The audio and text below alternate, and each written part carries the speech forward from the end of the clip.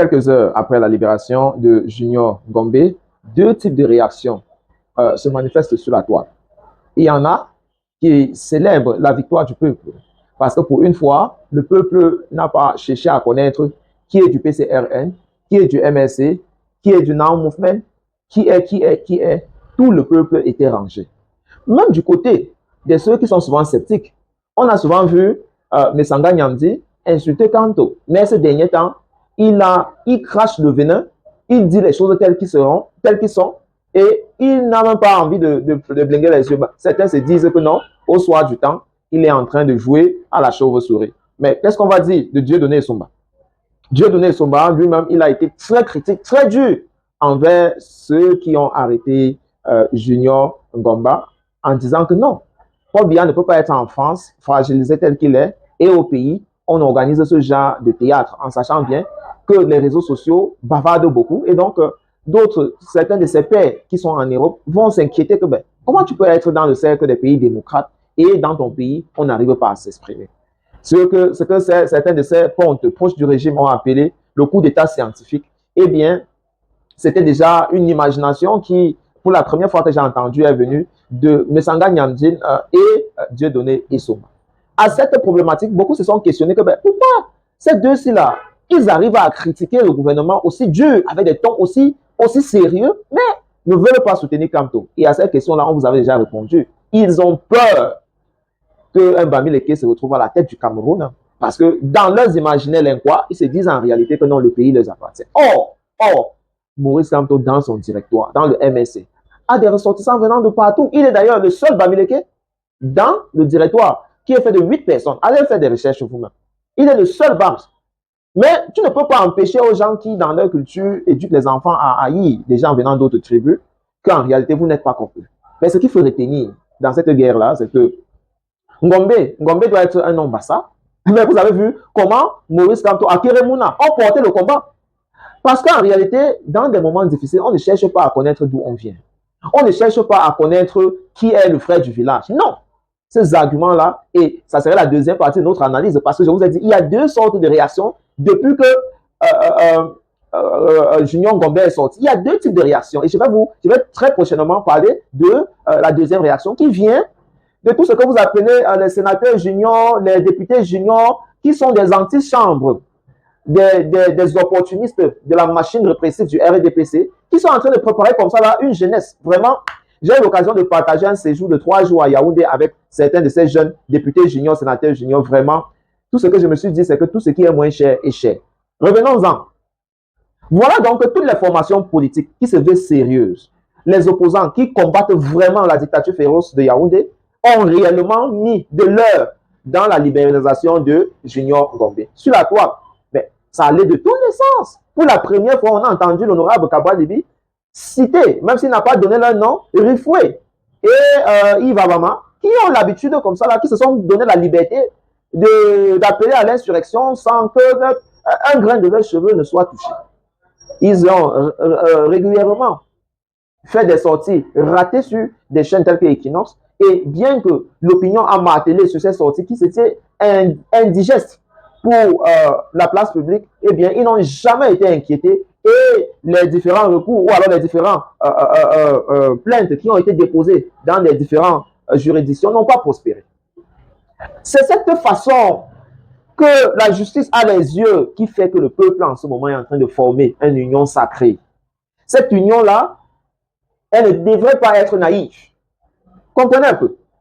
Ne soyez pas naïf que de penser que tel que vous êtes en train de vous former, eh bien, que vous ne serez pas infiltré d'un, et que de deux, que le camp d'en face, qui fait tout, qui est en train de jouer sa survie, et ça, je l'ai écouté sur un débat que je vous ai déjà partagé ici, où les gars disent que non, si le pouvoir part à l'opposition, on est tous finis. Dans cette perspective-là, ils sont prêts à tout pour se conserver au pouvoir, parce qu'en réalité, dans l'éducation qu'ils ont acquise, on les a fait croire que le pouvoir les appartenait. Le pouvoir, s'il fallait le rappeler, appartient à tous les Camerounais.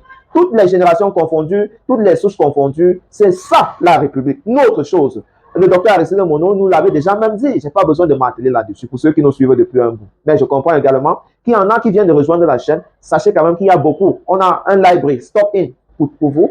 Il faut la visiter. Il y a beaucoup de contenu pour vous émanciper politiquement. Alors, avant de passer à la deuxième catégorie de personnes qui réagissent à la sortie de Junior Ngombe, je vous invite à suivre ce qui s'est passé à Nelson Mandela. Parce que j'ai l'habitude de dire Next Mandela, we want to be like Mandela. Personne ne se demande en réalité que qu'est-ce que le papa là a vécu. Je vous plonge dans une chronique du 24 juillet de Roland Sapi sur Radio Balafon.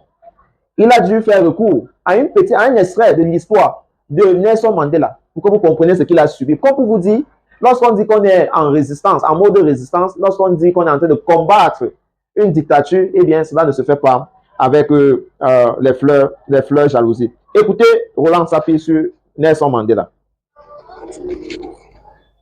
Dans l'histoire de la politique sur le continent africain, il y a des hommes qui ont pu résister à toutes les manœuvres du pouvoir pour défendre leurs opinions jusqu'au bout. La faim, l'indigence, la précarité, les intimidations, les menaces de mort, l'emprisonnement, l'isolement, les assassinats autour d'eux n'ont pas pu les dissuader. Le Sud-Africain Nelson Mandela fait incontestablement office d'exemple de cette catégorie d'opposants politiques. Il entre au Congrès national africain ANC en 1943 afin de lutter contre la domination politique de la minorité blanche et la ségrégation raciale imposée par celle-ci. Devenu avocat, il participe à la lutte non violente contre les lois de l'apartheid mises en place par le gouvernement du Parti national à partir de 1948. L'ANC est interdit en 1960 et comme la lutte pacifique ne donne pas de résultats tangibles, Mandela fonde et dirige la branche militaire de l'ANC en 1961 qui mène une campagne de sabotage contre les installations publiques et militaires. Le 5 août 1962, il est arrêté par la police sud-africaine sur indication de la CIA, puis condamné à la prison et aux travaux forcés à perpétuité lors du procès de Rivonia.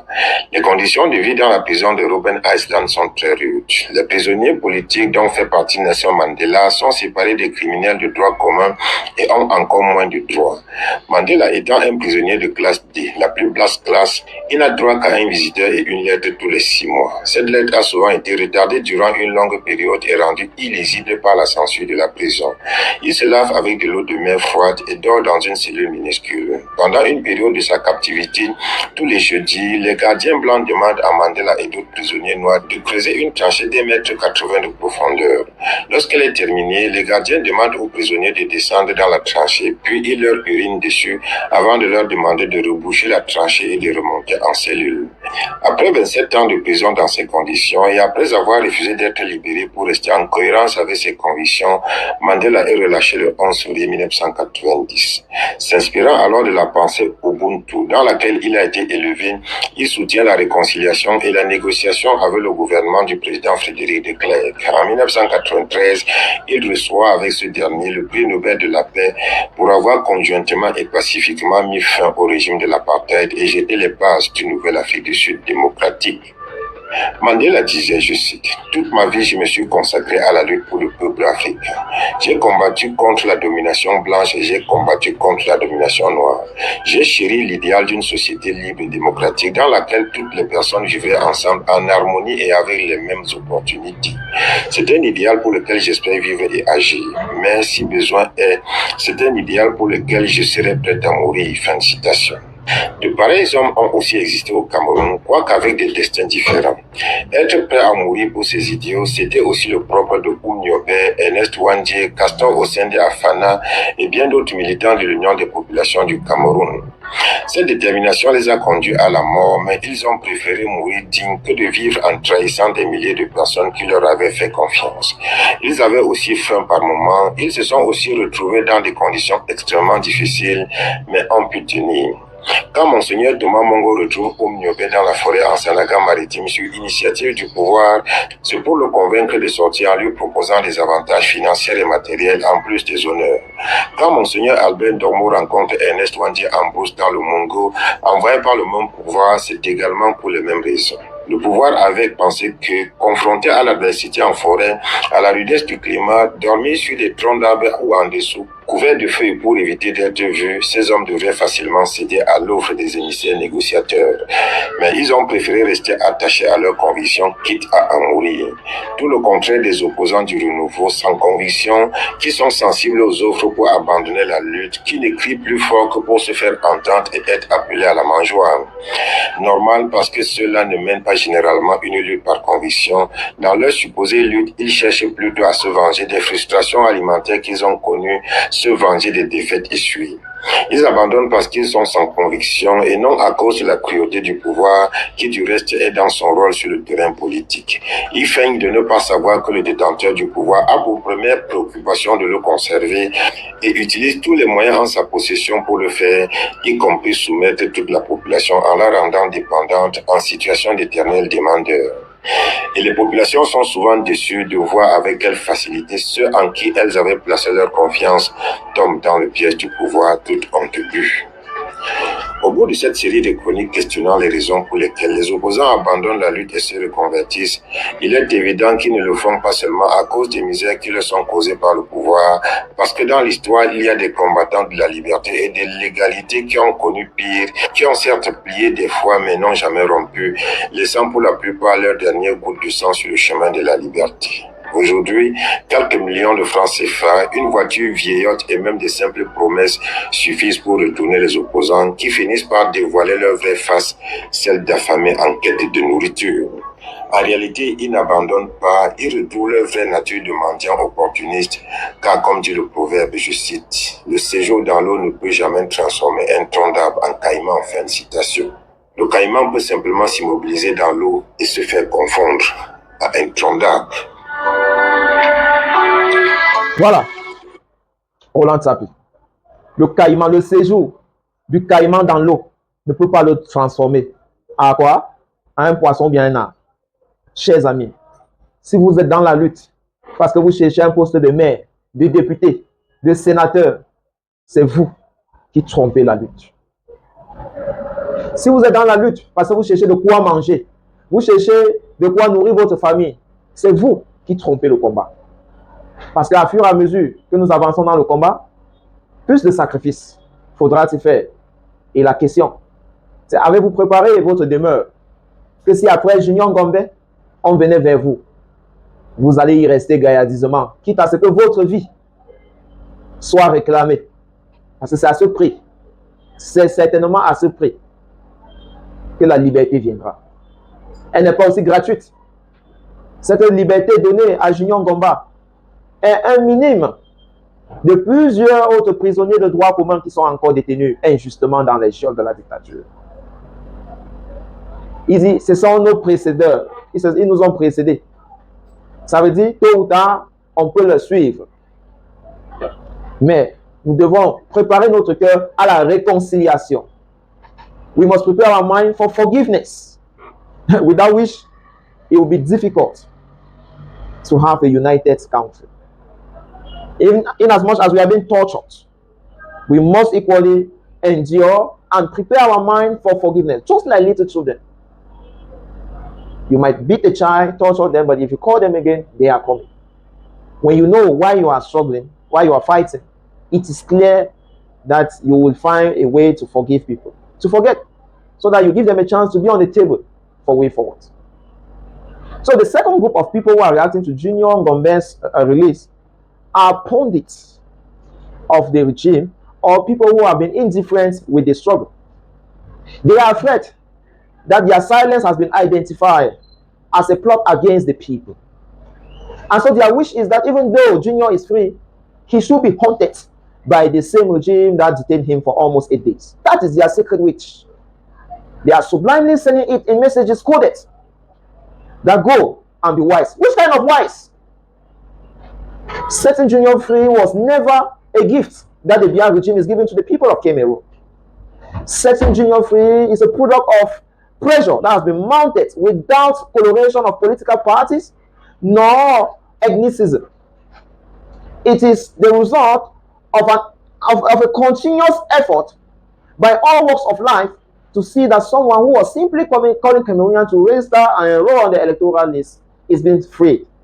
And his freedom is a trophy for every fighter, every citizen who is hoping for a better Cameroon, who is fighting so that there should be peaceful change, who is fighting so that those who have confiscated the state should panic and leave the people alone. Yes, Little trophy like this need to be celebrated because it's not every day. It can only come after some time. We know so many people who died on the cause, and celebrating such a trophy is a way to reconnect with them and tell them that their blood is still alive and that their death was just another paddle towards the freedom we are all yearning for. And so it is the opportunity for me to tell those who have been silent in the struggle that they shouldn't use their position to instead spit on the effort that has been made by those who are oppressed. They should rather see the possibility that a new dawn is at the horizon, and they better join the struggle before it's late for them. For there is no bad deal that goes unpunished. The silent will always be considered as a plot against those who struggle, and they will suffer. If not them, their children will suffer. Junior Gombe have set the way at just 17, less than 20, standing tall now. The whole social media is knowing him for the right reason. It's almost at that age that you are asking for pocket allowance from your parent, and that is the only meaningful strike you have ever made in your life. Insulting your father that he has not given you pocket allowance, or gossiping to your mother that daddy has become irresponsible. Yes, but we are saying that a 17 years old have made the Yaoundé regime to panic for 1 week. If he could do that, what about you? That is the question I'm leaving you with. We shall be back again. Until then, stay out of trouble. Ciao, bye-bye.